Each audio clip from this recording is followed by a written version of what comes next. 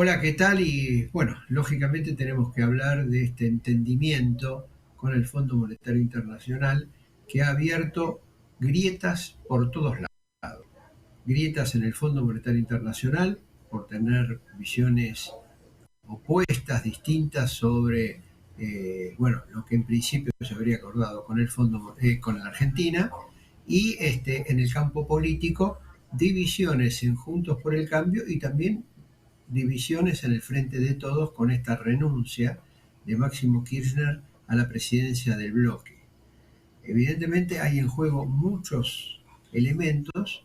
Estas divisiones responden básicamente a lo que se entiende como la precariedad que tiene este acuerdo en base a lo que se conoce hasta ahora. Ojo, no se conoce todavía la letra chica. Y al no conocerse la letra chica, puede haber muchos interrogantes, disiparse con la lectura de la carta de intención y con el acuerdo que se arribe, pero también sorpresas en lo que la Argentina estaría acordando con el Fondo Monetario Internacional. Acá, por lo menos, tenemos que señalar algunos puntos que me parecen claros. En primer lugar, está claro que el acuerdo implica que Argentina va a seguir pagando los intereses de la deuda. O sea, los intereses de la deuda quedan al margen de los vencimientos de capital. Y el pago de intereses de deuda no es un tema menor porque estamos hablando de entre 1.300 y 1.800 millones de dólares por año. 1.300 como está la situación hoy, pero puede llegar a 1.800 millones en el curso de este año si hay renovación del capital, lo cual implica una nueva carga de intereses sobre las espaldas de la Argentina. Esto en primer lugar. El otro gran interrogante es que el fondo compromete a restituir a la Argentina los pagos de capital que realice en el curso de... Entonces acá viene otro interrogante importante, otra duda. ¿Por qué motivo? Porque por eso hay que pagar 2.800 millones de dólares de vencimiento de capital al FMI. La pregunta es, ¿el FMI le va a dar la plata a la Argentina antes de ese vencimiento y con eso paga el Fondo Monetario Internacional? ¿O Argentina tiene que desembolsar los 2.800 millones de dólares y luego el Fondo Monetario Internacional le da solución por ese préstamo a pagar a partir del año 2020? Ese es otro punto importante. El otro es cuál es el grado vinculante de las auditorías que tiene que realizar el Fondo Monetario Internacional. Porque dice que va a haber auditorías trimestrales y que esas auditorías trimestrales pueden llegar a ser condicionantes de los desembolsos que tiene que hacer el Fondo Monetario Internacional. La duda es, ¿qué pasa si la Argentina no pasa el examen de la auditoría del fondo? En ese caso, ¿el fondo le gira los dólares?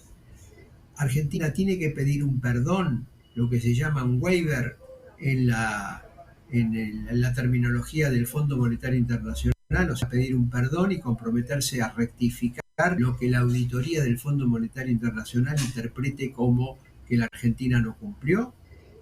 Bueno, ya solamente estos interrogantes plantean un estrés financiero y político muy, pero muy grave.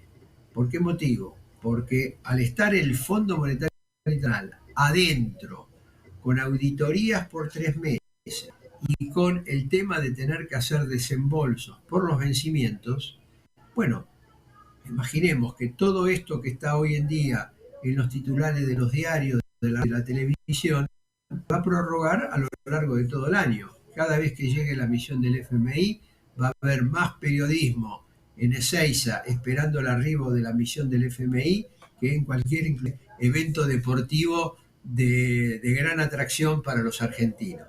Y eso se va a traducir en temas políticos, también en estrés financiero, que si sube el riesgo país, que si sube el dólar blue, si sube los dólares alternativos, en función de si la mesa examinadora del FMI aprueba o reprueba a la Argentina.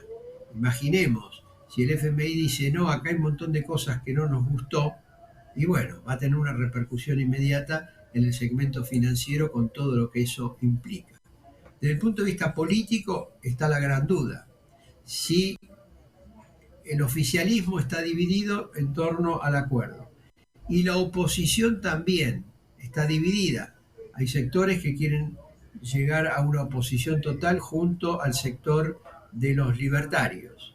Hay otro sector que dice, bueno, lleguemos a algún grado de acuerdo con el gobierno. Y otros dicen, bueno, tengamos una posición neutral, nos abstenemos y que cargue todo el costo político, el Frente para Todos, con la responsabilidad de firmar el acuerdo con el FMI, se abre una política muy grande porque puede llevar a que el Fondo Monetario, el gobierno, el oficialismo, no tenga los votos suficientes para aprobar el acuerdo. Ahora surge una nueva variante y que al gobierno le ponga a retirar o no presentar el acuerdo en el Congreso para evitar que se manifiesten todas esas diferencias y el gobierno tenga que cargar con una derrota o con solicitud de cambios importantes de acuerdo con el FMI.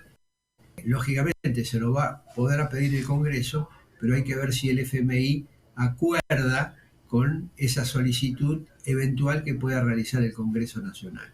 Bueno, esta apretada síntesis, podríamos plantear, digamos, mayores incógnitas, pero esta apretada síntesis nos indica que vamos a tener un camino muy, pero muy serio a lo largo de este año y en especial de aquí al 28 de marzo, cuando vencen 2.900 millones de dólares en el pago de un vencimiento de capital al Fondo Monetario Internacional. De esta columna vamos a ir marcando todo esto porque evidentemente la situación social, la situación puede volver a tensarse y bueno, y se tensa también repercusión en todo un conjunto de variables económicas y laborales y en una muy pero muy importante que es la inflación, que arranca en enero, según los datos preliminares, arranca en torno del 4%.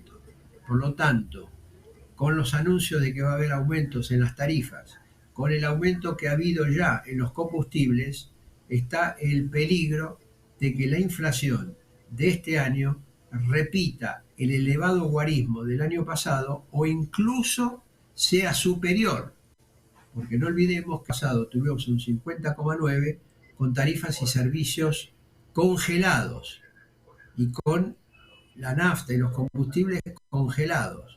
Ahora eso se descongelaría, que es una de las condiciones que pone el Fondo Monetario Internacional, sumado a todo lo demás, y este arranque del entorno del 4% de enero, bueno, abre el interrogante de si la inflación de este año puede superar el 50,9% del año pasado. Hasta aquí, nos reencontramos la próxima semana y vamos a seguir analizando y debatiendo todo lo que tiene que ver con este traumático acuerdo con el Fondo Monetario Internacional, precisamente por lo traumático que ha sido ese préstamo de 45.000 millones de dólares que recibió la Argentina, que no estaba en condiciones de devolver, que no estaba ni siquiera en condiciones de recibir, cuidado con eso, y que una gran parte se destinó o fue aprovechado para la salida o fuga de capitales, quedando menos reservas en el Banco Central y un mayor endeudamiento público del Estado Nacional. Gracias, nos reencontramos la próxima semana.